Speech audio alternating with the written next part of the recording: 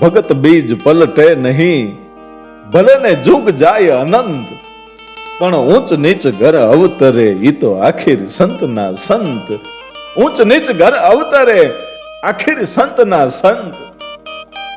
માં ગંગા સતીએ એની વાણીમાં પણ એમ કીધું કે જાતિ રે પાતી નહીં હરિના દેશમાં. ઈશ્વરના દેશમાં જાતિ પાતિ કાંઈ છે જ નહીં, કોઈ જાતનો ભેદભાવ નથી. એમ સંતો જ્યારે અવતાર લે છે, મહાપુરુષો જ્યારે અવતાર લે છે, ત્યારે કોઈ જાતિ પાતિનો ભેદભાવ રાખ્યા વગર ઈ ઊંચા ઘરે અવતરે, નીચા ઘરે અવતરે. ઊંચું નીચું ઈશ્વરના દરબારમાં નથી, ઈ તો મેન તમે અહીંયા બનાવ્યું છે. પણ મારે જે વાત કરવી છે કે દેવી પૂજક સમાજમાં આજે જે રખા દાદા છે, લગભગ કોક જ ગામડું એવું હોય કે ત્યાં રખા દાદાનું મંદિર ન હોય.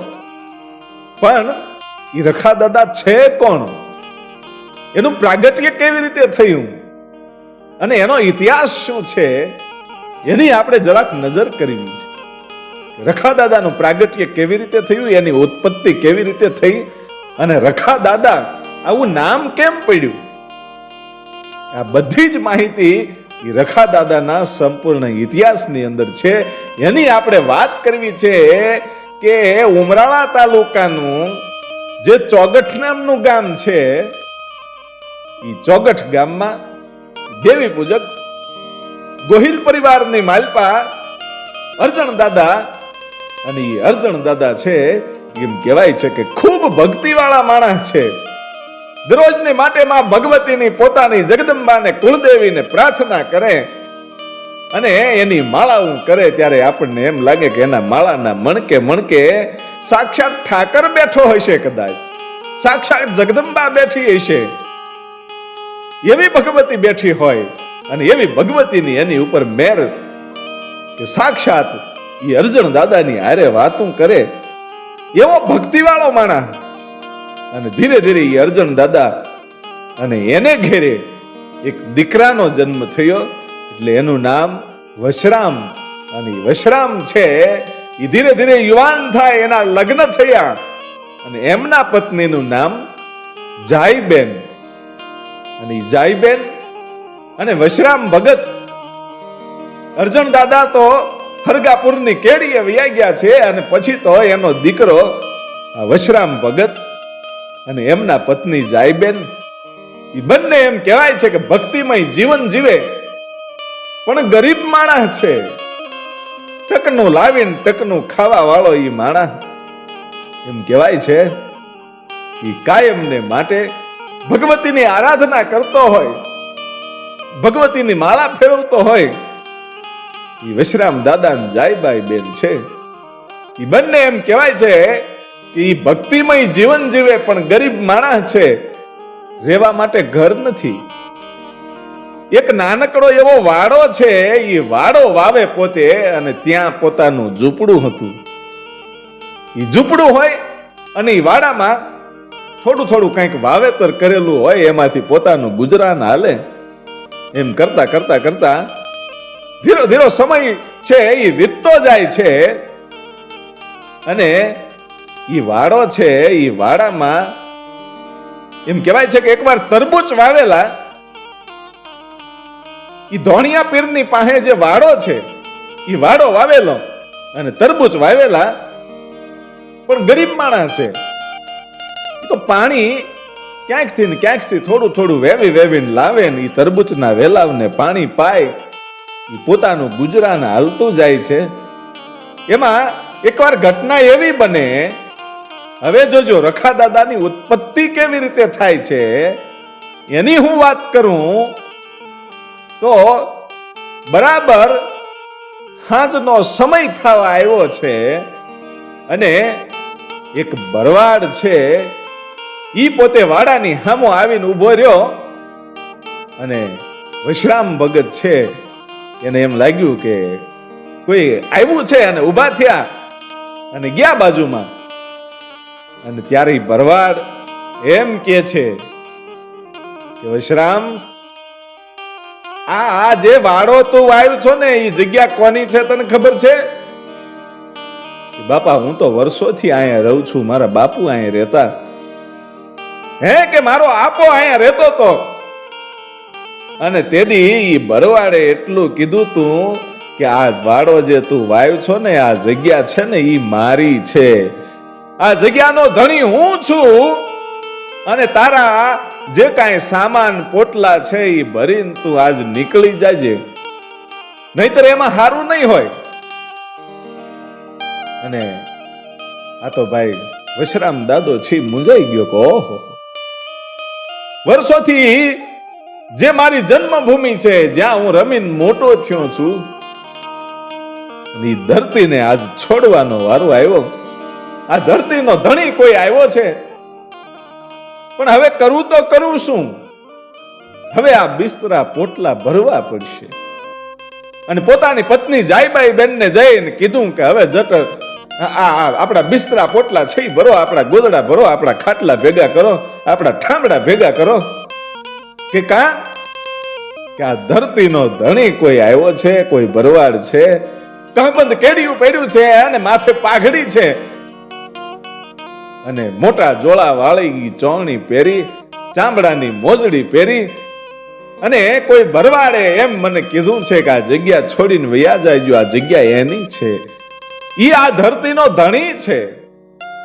અને તેદી એમના પત્ની જાયબાઈ બેન છે એટલું કહે છે કે તમે મુંજાવમાં, આ ધરતી તો આપણી છે, આ વાડો તો આપણો છે, વર્ષોથી તમારી પેઢીઓ આ વાડામાં વહી ગઈ છે, અને માંડ માંડ કરીને આપણું ગુજરાન હકાવી છે, અને આ ઝૂંપડામાં રહેવી છે. ઈ કોઈને સારું નહીં લાગતું હોય, પણ માતાજી રક્ષા કરશે, ભગવતી રક્ષા કરશે. હો, તમે મૂંઝાતા નહીં, આપણે ક્યાંય નથી જવું. અને માતાજીનું જ્યારે નામ આવ્યું ત્યારે વશરામ દાદાને એમ થયું કે ભગવતી લાજ રાખશે, હવે તો ભગવતીનું સ્મરણ કરવું છે, હવે અહીંથી ક્યાંય જવું નથી. અને પછી બંને જણા છે એ ભગવતીનું સ્મરણ કરતા કરતા એમ કહેવાય છે કે નક્કી કર્યું કે આપણને આપણી કુળદેવી છે એ લાજ રાખશે, આપણી ભગવતી છે ને, માં ચામુંડા છે ને, ગેલ માતાજી છે, માંડવરાય એ ખોડિયારમાં છે એ આપણી લાજ રાખશે. ભગવતીની માળા હાથમાં લઈ અને ભગવતીને મીડો પ્રાર્થના કરવા કે આવડ ખોડંગ આવે મોગલ મજરાળી, માત આવે મેલડી, જાગ જ્વાળા ડાઢાળી, અરે અંબે કરનલ ગાવે આવે બહુચર ઉરબાળી, હાલી આવી ઈંગોળ ગેલ રાજલ મહાકાળી, અરે સમરથ છબી નવલખ સકલ 84 ની ચારણા, ઉપરે દેવો આવો અબેનમાં સેવક કાજ સુધારણા. એ ભગવતી તું લાજ રાખજે. હો, એમ ભગવતીને પ્રાર્થના કરીને પોતાની કુળદેવીને પ્રાર્થના કરી અને એમ કહેવાય છે કે આ વશરામ દાદો અને જાયબાઈ બાદ એ બંને એમ કહેવાય છે કે નિંદરને આધીન થયા, પણ અડધીક રાતને ટાણે ઓલો ભરવાડ ઈ પાછો આવ્યો. ભરવાડ આવ્યો, આ દરવાજો ખોલીને વાડાની અંદર જાય છે, અને જે જગ્યાએ આ વશરામ દેવી પૂજક ઈ હૂતો છે એના ખાટલાને પોતાના એક હાથે ઉપાડ્યો. ભાઈઓ, ખાટલાને પોતાના એક હાથે ઉપાડ્યો અને ઈ ઉપાડી અને આકાશને માર્ગે એમ કહેવાય છે કે આ ભરવાડ આજ પોતાના હાથમાં ખાટલો ઊંચો લઈ અને એમાં આ વશરામ દાદો હૂતો છે, અને ભરવાડ છે પોતાના એક હાથમાં એ ખાટલાને લઈ અને આકાશમાં ઉડ્યો. ભાઈઓ, આકાશમાં ઉડ્યો. આ વશરામ દાદાને ખબર નથી ને ઉડતો ઉડતો ઉડતો એ ભરવાડ છે પણ ઉતર્યો ક્યાં? ડંભાળિયાની સીમમાં ઉતર્યો. ભાઈ, ડંભાળિયા જે ગામ છે એની સીમમાં ઉતરીને ખાટલાને મૂક્યો નીચે. પણ આકાશમાં ઉડે એવો માણસ કોણ? ઈ ભરવાડ કોણ? ઈ બીજો કોઈ નહીં, પણ આજે જે ગામડે ગામડે ગામનું રક્ષણ કરવા વાળો જે આપણે દાડમાં દાદા કહીએ છીએ ને, ઈ દાડમાં દાદા પોતે હતા અને ઈ દાડમાં દાદાએ આ ભરવાડનો વેશ લીધો અને આને પરચો આપ્યો. શું કામ? પરચો એટલા માટે આપ્યો કે દુનિયામાં ઇતિહાસ કંઈક બનાવવો છે. એટલા માટે ઈ દાડમો દાદો છે ઈ ગામના રખવાળા કરે અને ઈ રખવાળા કરનારી દાડમાં દાદાએ તેદી ભરવાડનું રૂપ લઈ અને આને એમ કીધું તું કે આ જગ્યા મારી છે, તમે નીકળી જાજો. એને કંઈક પરચો આપવો તો એટલે આવી લીલા કરી અને પછી આ અર્જણ દાદાને ખાટલા હોતો ઉપાડી અને બાજુનું ગામ એટલે ડંભાળિયા અને ડંભાળિયાના પાદરમાં ઈ ડંભાળિયાની સીમમાં ખાટલો નાખી દીધો અને પછી પોતે અદ્રશ્ય થઈ જાય છે. અને અડધીક રાતનું ટાણું થયું અને એમ કહેવાય છે કે હે ભગવતી કરતો કરતો એમ કહેવાય છે કે આ વશરામ દાદો છે એ બેઠો થયો ભાઈ ખાટલામાંથી.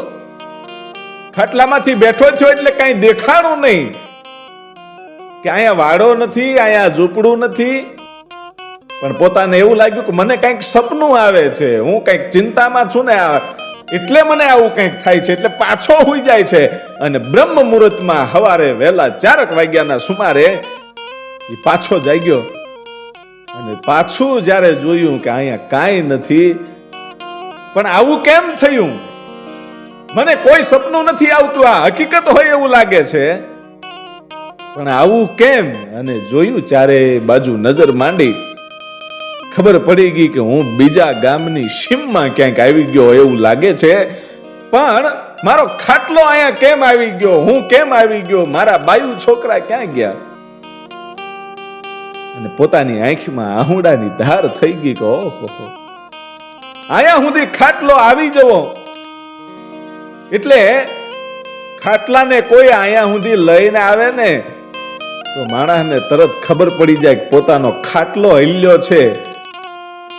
પણ મને કઈ ખબર જ ન રહી.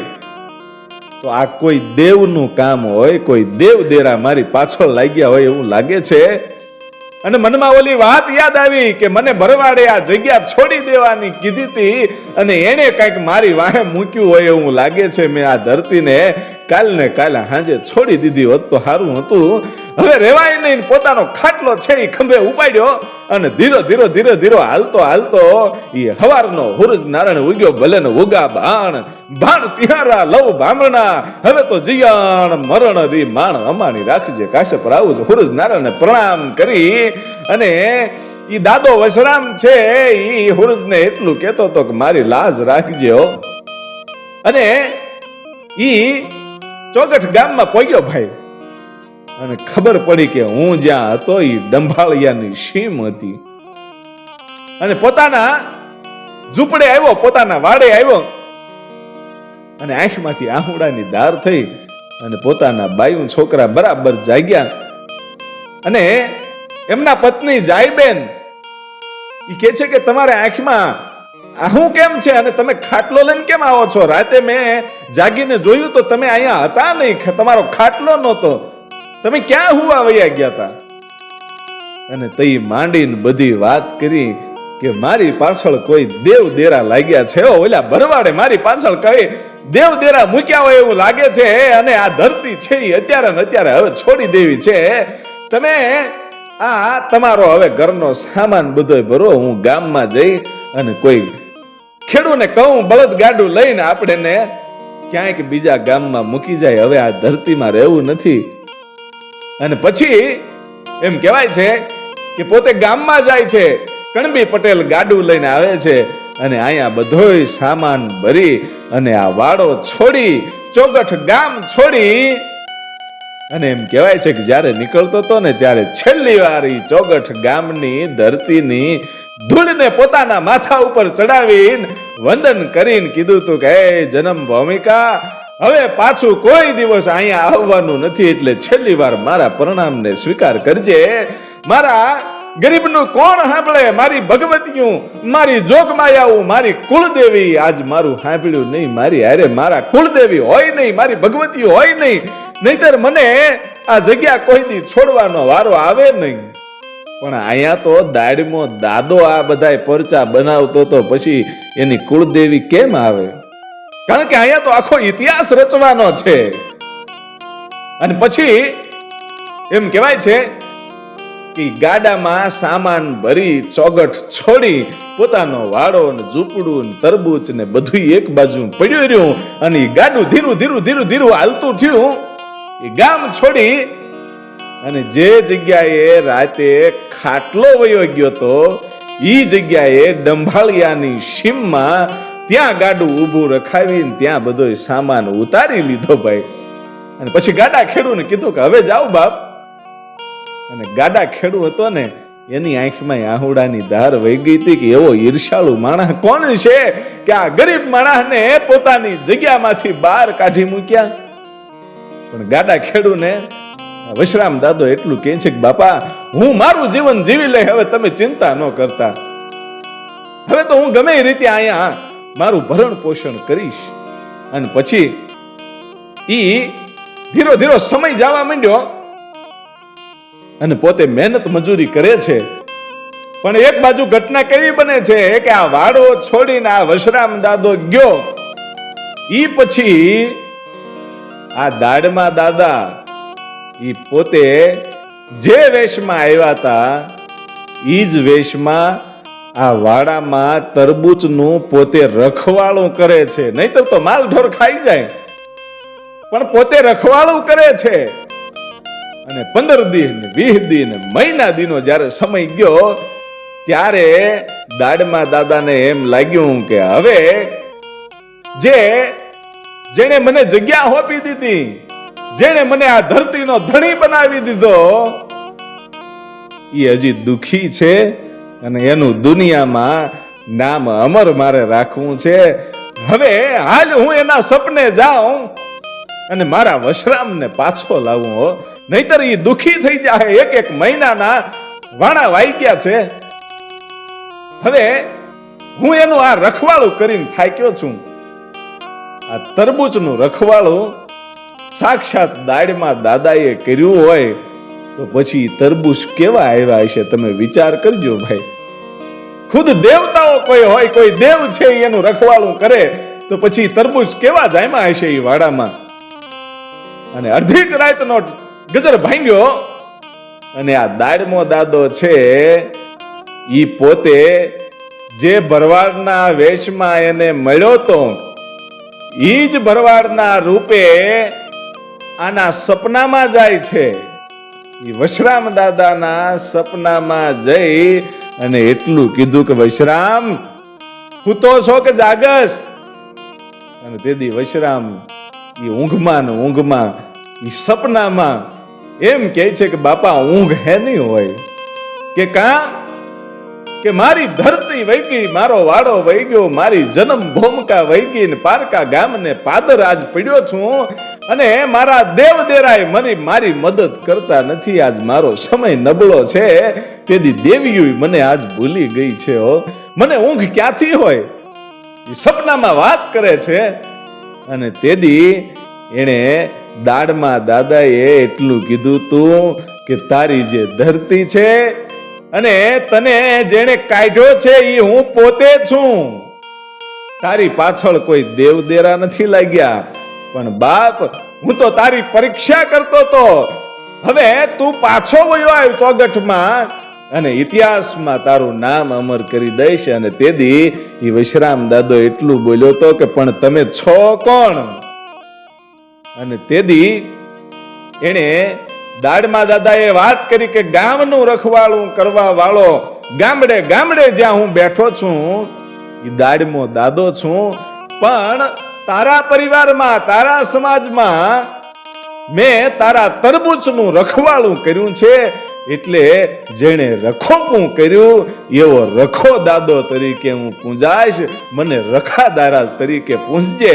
આવી રીતે રખા દાદાનું ઈ પ્રાગટ્ય થયું. રખા દાદા એટલે ઈ દાડમાં દાદા પોતે આ દેવી પૂજક ગોહિલ પરિવાર અને ઈ વશરામ દાદાને જેણે પરચો આપ્યો અને જેનું ઈ વશરામ દાદાના વાડાનું રખવાળું કર્યું, ઈ તરબૂચનું રખવાળું કર્યું એટલે રખા દાદા કહેવાના. અને ઈ આખો સમાજ આજે રખા દાદાને ખૂબ જ પૂંજે છે.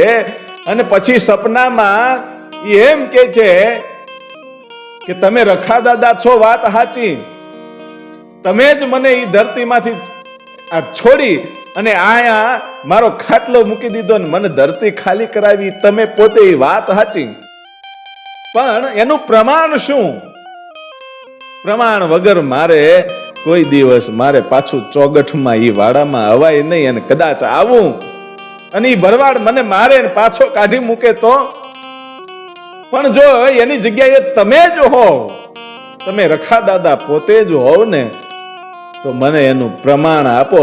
અને તેથી સપનામાં ઈ રખા દાદાએ એટલું કીધું તું કે જા, હું તને પ્રમાણ આપું છું કે તારા ગામ ચોગઠનો કોઈ મુખી ઈ બળદગાડું લઈ અને તને તેડવા આવે ને તો માનજે કે રખો દાદો બોલ્યો તો, અને તું તારા વાડે પાછો વયો આવજે, દુનિયામાં તારું નામ અમર હું કરી દઈશ. અને ઈ સપનું પૂરું થયું.